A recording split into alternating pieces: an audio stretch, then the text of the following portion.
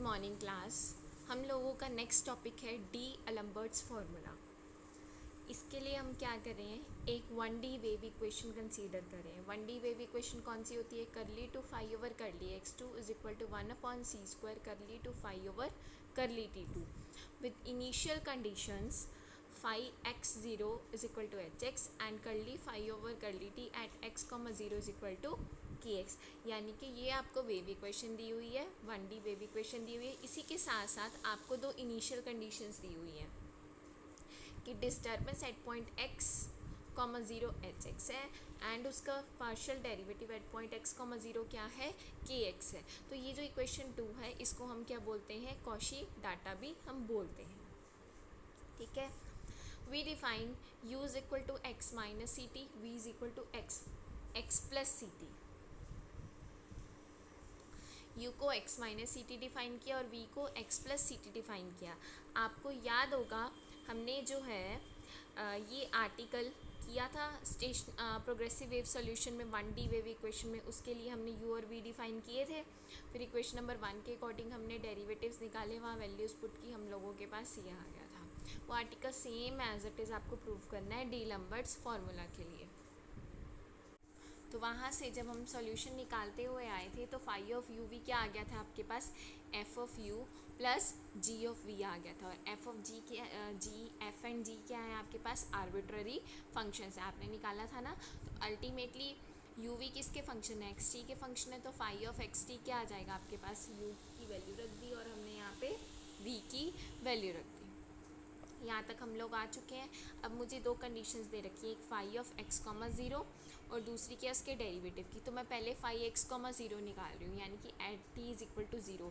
Equation क्या बन जाएगी, f of x plus g of x and it is equal to h of x। Equation number 4 आ गई। दूसरी क्या है, करली फाई ओवर करली टी निकालो, यानी कि इसका पार्शियल डेरिवेटिव क्या आ जाएगा, minus C F dash X minus C T plus C G dash X plus C T. उसके बाद इसकी वैल्यू एट पॉइंट x, 0 यानी कि t को 0 पुट करेंगे, आपके पास क्या आ जाएगा बेटा, C F dash X minus C F dash X plus C G dash X. और ये क्या दे रखी है आपको, के एक्स दे रखी है। हमने कॉशी डाटा को यूज़ करते हुए इक्वेशन नंबर 4 और 5 क्या कर दी है, निकाल दी है। ठीक है, नाउ इक्वेशन नंबर 5 को हम इंटीग्रेट कर रहे हैं within the limits a to x। अब हम लिमिट इंटीग्रेट कर रहे हैं, यहाँ से क्या होगा, एक तो ये कैंसिल हो जाएगा, ठीक है ना। यहाँ से आइए, डेरिवेटिव से इंटीग्रेशन कैंसिल हो जाएगी ना, बचेगा क्या, minus C F of X plus C G of X, यही बचेगा। Between the limits a to x यही बचेगा। फिर हमने क्या किया, upper limit minus lower limit put करके ये निकाला हुआ। ये स्टेप थोड़ा सा डायरेक्ट किया हुआ है, ठीक है, तो आपको ध्यान रखना है। और इधर क्या आ जाएगा, a टू x के एस डी एस। ऑब्वियसली के एक्स और लिमिट का जब वेरिएबल पॉइंट सेम हो तो हम अंदर का चेंज कर देते हैं, यहाँ तक आ गया, ठीक है। उसके बाद हमने थोड़ी सी सिंप्लीफिकेशन करके यहाँ पे हमने G X minus F of X की वैल्यू निकाली, जो कि इक्वेशन नंबर 6 में आ चुकी है। ठीक है, नाउ इक्वेशन नंबर 4 ये रही आपके पास, इक्वेशन नंबर 6 ये रही। दोनों इक्वेशंस को हमने ऐड ऑन किया तो हम लोगों के पास 2gx की वैल्यू आ गई। 2gx की वैल्यू क्या आ गई, H of X plus 1/c integral a to X के S T S plus G of A minus F of X. तो gx की वैल्यू क्या आ गई, 2 इधर डिवीजन में आ जाएगा। नाउ पहले आपने ऐड किया, अब दोनों इक्वेशंस को अब हम क्या कर रहे हैं, सब्ट्रैक्ट कर रहे हैं। जैसे ही आप सब्ट्रैक्ट करेंगे आपके पास एफ ऑफ एक्स की वैल्यू आ जाएगी। एफ ऑफ एक्स क्या आ जाएगा, H of x upon 2 minus 1/2c this term. इतना आ चुका है। अब हम क्या कर रहे हैं, ये जो वैल्यूज़ निकालनी है एफ ऑफ एक्स और जी एक्स की, इसको हम क्या कर रहे हैं, सॉल्यूशन नंबर इक्वेशन नंबर 3 में पुट कर रहे हैं। इक्वेशन नंबर 3 में पुट करें, हमने वैल्यू किसकी निकाली है बेटा, एफ ऑफ एक्स और जी ऑफ एक्स की निकाली है, लेकिन सॉल्यूशन में वैल्यू कौन से पॉइंट पे है, X minus C T and X plus C T. तो हमने वही किया कि जब हमने एफ ऑफ एक्स की वैल्यू निकाली तो हमने एक्स को किससे रिप्लेस कर दिया, एक्स माइनस सी टी से, ये देखिए, ठीक है।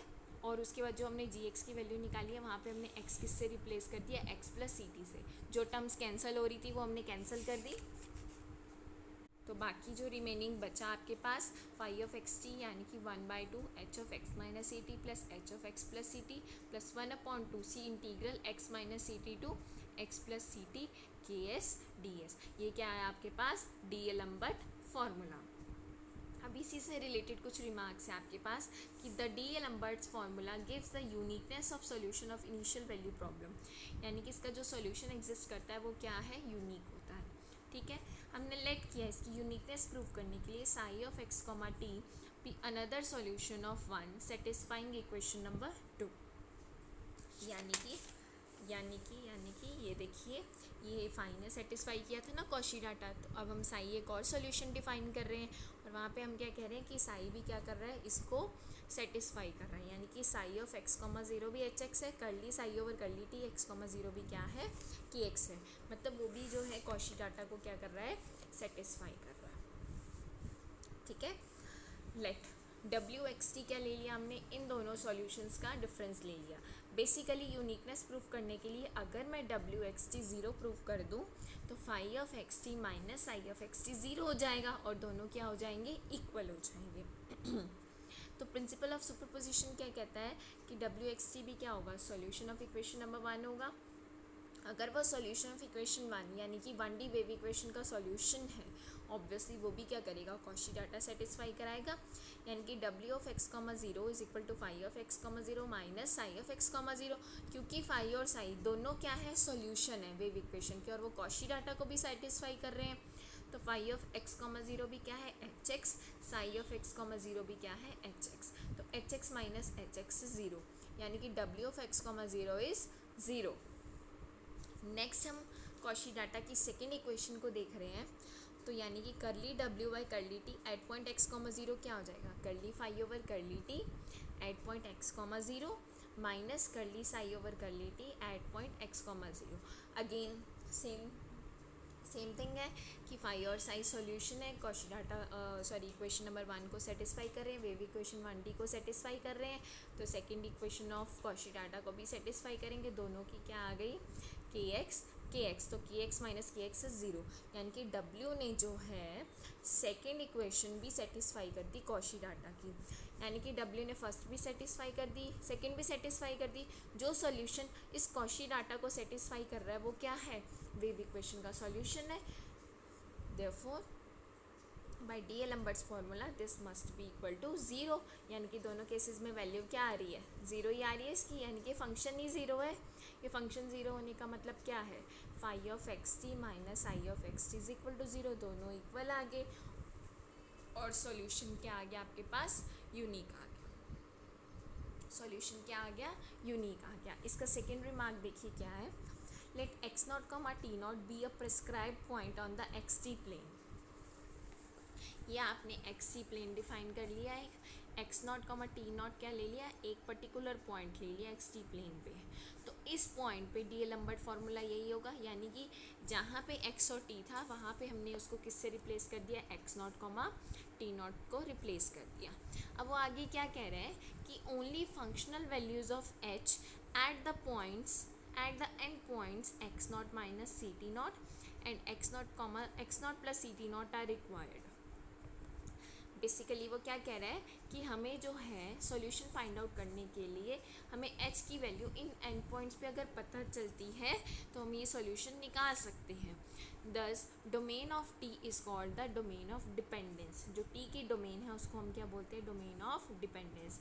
This region bounded by the initial line and the line joining X not T not to this 2 points, यानी कि ये जो रीजन बन रहा है कौन से पॉइंट से, X not comma T not से X not minus C T not comma zero, X not plus C T not comma zero. इससे ये जो शेडेड रीजन बन रहा है, इस रीजन को हम क्या बोलते हैं, डोमेन ऑफ डिटर्मिनेंसी। क्या बोलते हैं, डोमेन ऑफ डिटर्मिनेंसी। तो इसी के साथ आपका जो है डीएलम्बर्ट फार्मूला का टॉपिक ओवर होता है। बहुत इम्पॉर्टेंट है, ये बहुत ज़्यादा इम्पॉर्टेंट है। इसके बेस पे आगे 1-2 क्वेश्चंस भी आएंगे, तो आपको एज इट इज़ जो है फॉर्मूला आ भी सकता है कि आप फार्मूला मेंशन करें। 2 मार्क्स में क्वेश्चन आ सकता है कंपलसरी क्वेश्चन में, तो आप लोगों को उसी के अकॉर्डिंग प्रिपेयर करना है। ठीक है, नेक्स्ट टॉपिक जो है इक्वेशन ऑफ टेलीग्राफी, वो हम नेक्स्ट लेक्चर में कंटिन्यू करेंगे। तो आप लोग साथ साथ इसको प्रिपेयर करते रहिए। सेक्शन 1 ओवर होने के बाद आपका टेस्ट लिया जाएगा। ठीक है, थैंक यू सो मच।